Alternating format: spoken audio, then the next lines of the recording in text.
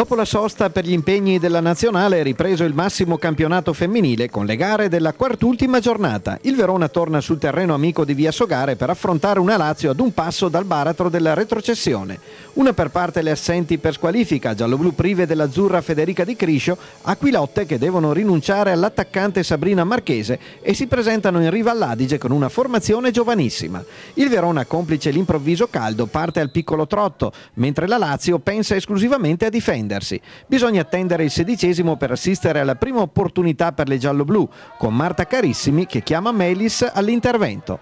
Poco dopo ci prova Cristiana Girelli che calcia alle stelle da buona posizione. Le gialloblu falliscono un gol già fatto poco dopo la mezz'ora con Marta Carissimi che riceve l'assist di Gabbiadini ma spara alto davanti alla porta spalancata. La prima frazione si chiude così a reti inviolate, con il Verona che sbatte inutilmente contro il muro laziale. Per la ripresa mister Longega passa ad un modulo più aggressivo, sostituisce un difensore Ledri con un'altra attaccante Marta Mason che sfiora il gol al primo minuto con la sua conclusione diagonale che termina a lato. La neoentrata non fallisce la conclusione al secondo tentativo 3 minuti più tardi, fuga sulla sinistra di Melania Gabbiadini, palle in mezzo per la deviazione vincente di Mason.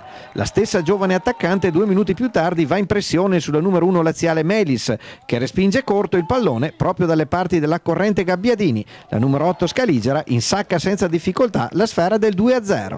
Il Verona cala il tris subito dopo. Gabbiadini dalla sinistra mette una palla perfetta in area per la bordata imprendibile di Marta Mason che sigla la doppietta personale in 9 minuti con un gol in fotocopia.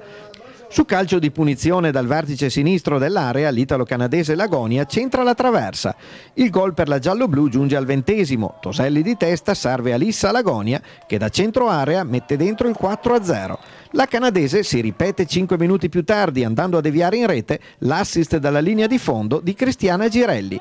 Quinta perla Scaligera in fondo alla rete della malcapitata formazione laziale. Melis, migliore in campo tra le laziali, si oppone alle conclusioni di Girelli e Gabbiadini evitando per le Aquilotte un passivo più grave. Il portierone gialloblu Ockstrom viene chiamata al primo intervento al 37° quando respinge alla garella il tentativo ravvicinato di Celli. Il match si chiude dopo 4 minuti di recupero con il Verona che vince per 5-0 sulla Lazio. Sabato prossimo le Scaligere saranno chiamate ad una trasferta difficile sul campo infuocato di un Napoli imbattuto tra le mura amiche del Vomero da ben 3 stagioni sportive.